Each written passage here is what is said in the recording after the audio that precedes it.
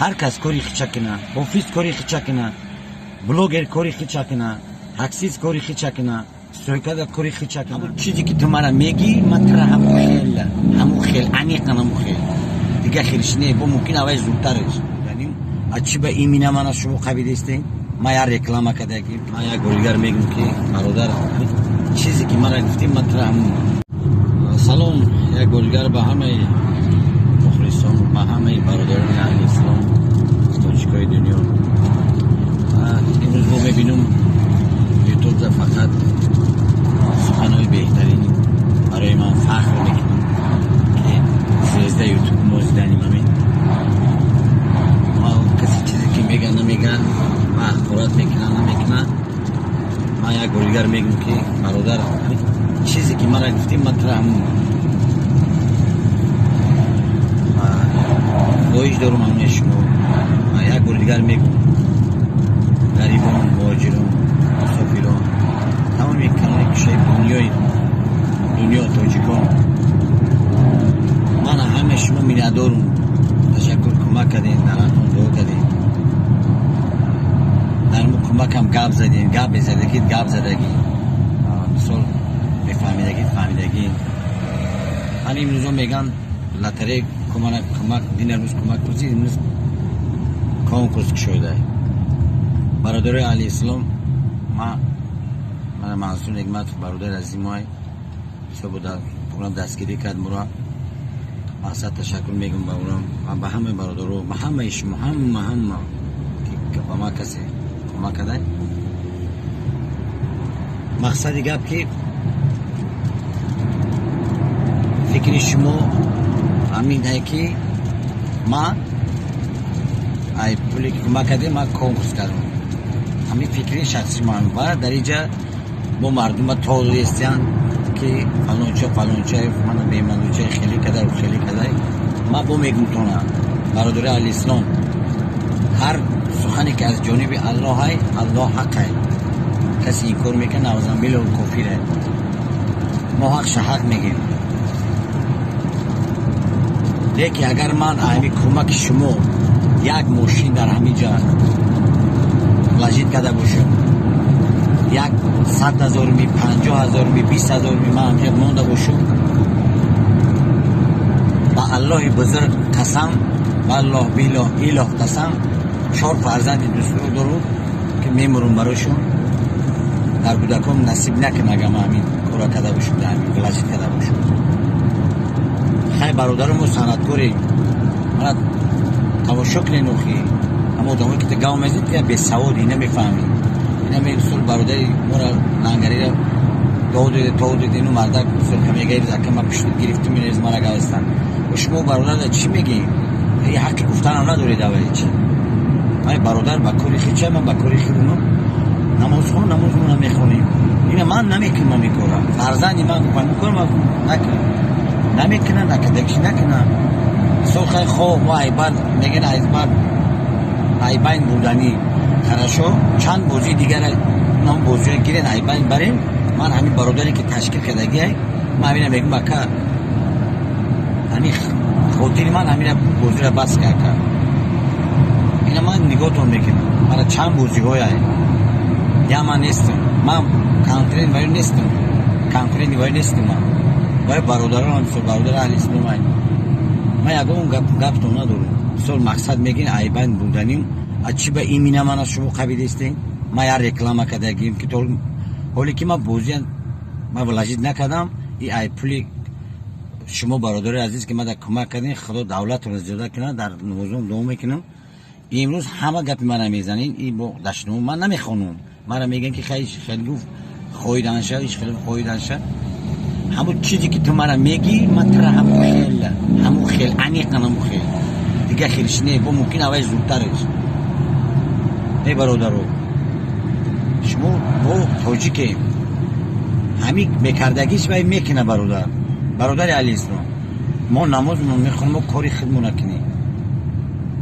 ها گفتن حقه که برادر همین کار نمیشه. 3 بار میگی یک برادر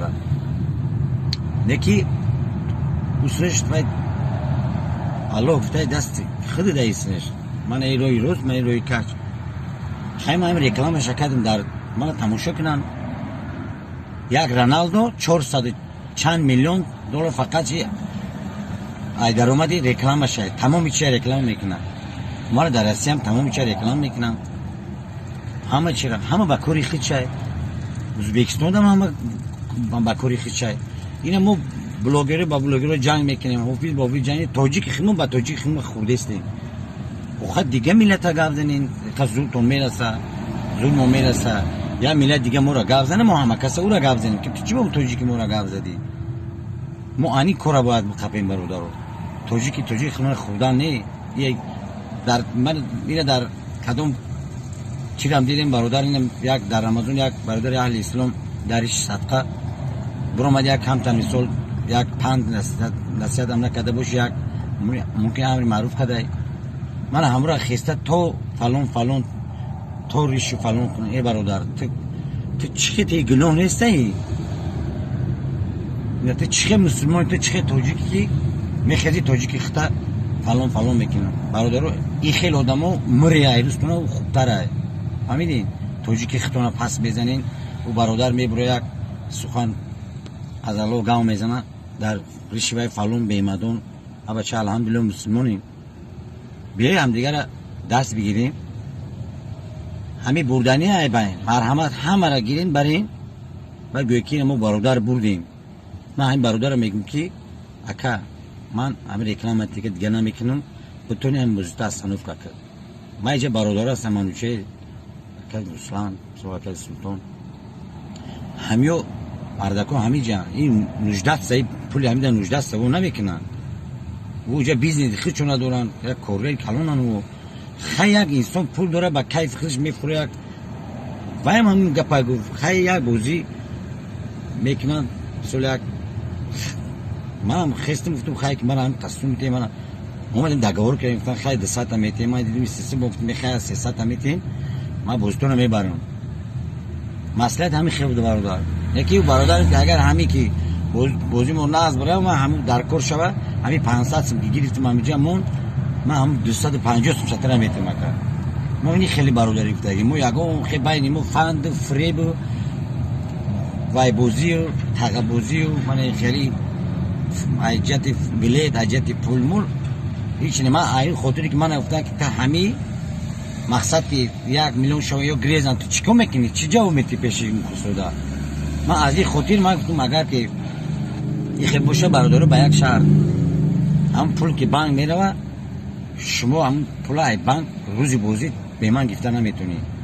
من بیوایه گرفتن نمیتونم یک آدم ایوایه من ایوایه ما هست منم دو کس من را اومده نمیتونم وای را وایده نمیتونم هر دو میریم هر دو نمیتونم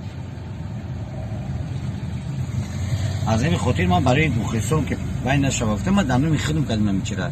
برادر یگم خیلی کپی با میگم که سوگند به الله بزرگ و 4 فرزند که دوست میدارم نصیب نکنه که من همینجا ماشین مونده باشم این گپا همش دروغه این شما رو تو دوسته این شما مخلصون رو باید توتون گرفتن نمیتونین غیر از الله چیزی بخواه هم میشود این نه اوخه من دیگه بزرگم گپ باید رزنین فقط شما گپ مرا زدیستین نه بیزن زدن گیره بحثو کسی گپ دارم منم یوتیوب ده 3908 SMS کنه که من گپ دارم تا من زنگش میزنم من برای توجیه خودم جان میتونم ای بسیار گپای میفهمین بسیار جا و کمبغل هم بسیار در جا میتونم او کمبغل هیچی نداشته باشه یکی خدا داره گر نرسد زوری ما زوری خدا میرسد برادرو التماس یکم بلاگر چقنه رسید بلاگر با بلاگی خودتون چقنه رسید هر کس کاری خیچه کنه آفیس کاری خیچه کنه بلاگر کاری خیچه کنه تاکسیست کاری خیچه کنه سویکاد کاری خیچه کنه میتونی برادر زوری ای دست میبیه بگی شینوشه بگی وایش کرد زندگیش پیش بر در روی راست خداوند خودش هدایت میکنه ما تو هیچ کاری نمیتونیم ایمو گفتن میره وقت جنون برادر علی اسلام شما چیزی میگی نمیگی نمی پرابلم شما اختیاری شما ماذا التماس برای پیار ختون برای خیف ختون برای شما یوتیوب کار میکنین باز همین خکره یوتیوب کار کردید کاری من رکلام ای آفیسی من خیر کردن ای ما خیری که گفتم من پیشم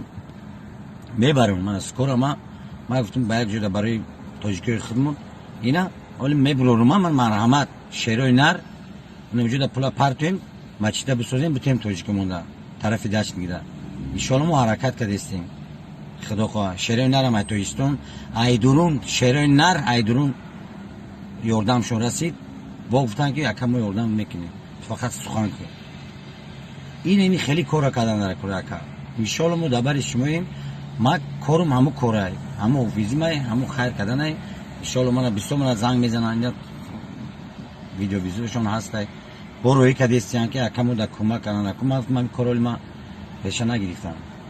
ایشالا ما در همین فکر شما اگه منم شخصا همین برای همین رکلام کردن والله قسم گفتم خیر پول بشوه من نیم همین گفتم میبرم همین یک کار اینجا بود میکنم نیم شمی خیلی میشم میبرم برادرو بازم میگم یکم خیلی فکر زیادی نکنیم مقصدی پولی دادگیتون استادگی ای در کارتم ما 11000 و چند سمای فوراتون ما صورت میگیریم با صورتش که رویم تو میکنم ما پولی زیادی ندارم که ما دوجا خوب کنم یا ولایت کنم ما دوجا از این خاطر همه برادرو در این مسکو کسی هستیم ما در مسکو هستیم ما همه در اینجا میمونیم همه این خونه مون است خونه ما تاجیکستان عزیز جون دلمون همه همدیگر حرمت کنیم دیگه در بین ملت‌های خیلی نیست من برادرای دارم من چچنی هستم برادرم آذربایجان ما صنعتکارشون هستم میریم رستورانشون اومده یک نمود یا دیگرش پدیش که میکنم ما کیف میکنیم چی به ما این کارو نمیکنیم بیا ما همین کارا کنیم برادرم ما میتونیم مرده کی مرد بیا همین کارا کنیم شرطه که در این که در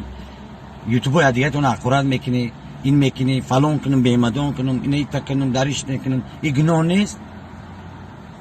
برادرو من میگم که اول اندیشه بعد گفتار یک کس گفتن اول میگن که قفوی خودت نگاه کن پس خودت نگاه کن ای پیش چی ریخت اومده است هم نریزه ممکن ای گفتن گناه داری چی داری مقصد خندیدن هم در کار نیست کینه حسودخوری بخیلی غیبت از دل بروریم برادرو انشاءالله همه کارو خوب میشه در خونت میبیایی همسایه فریاد میکنی گپ زنن و خودت گپ زن فهمیدی منش چیه خدا نگهبانش من تاجیکم برای تاجیک جان میتون سلامت باشید این ویدیو برشنی برادرایی که درون زندان من التماس کردن که یک ویدیو برشنی هم خیلی برای همه بکن انشالله با ما وقت ساعتش میبیم مورم هم برشنی میکنم من دونین برادرام شما دا همه تون دا استراحت خوب طبع خوش زندگی خوب همدیگر فهمی مهر و محبت زیاد کنی او برادرو من سلامی او رو رسوندم گپاشون رو رسوندم تو نه بازم التماس میکنم برادرو بی همدیگر دستگیری کنیم من در خدمت شما بیاین من برای توجیه خودم همون نرخایی که در کره تمامی که گوشه کانون این مسکو من میرم خدمت میکنم گفتم فقط با اون نگه خدمت میکنم گفتم خدمت با ارزش هم مزده هم نداری زنده باشین خداوند نگهبانتون باشه التماس گپ دارین اونم نمره 3708 بخیرش در تو بس زنگ زنی هم نیست که گپ دارم من شما را زنگ میزنم خدا نگهبانتون باشه من در بر شما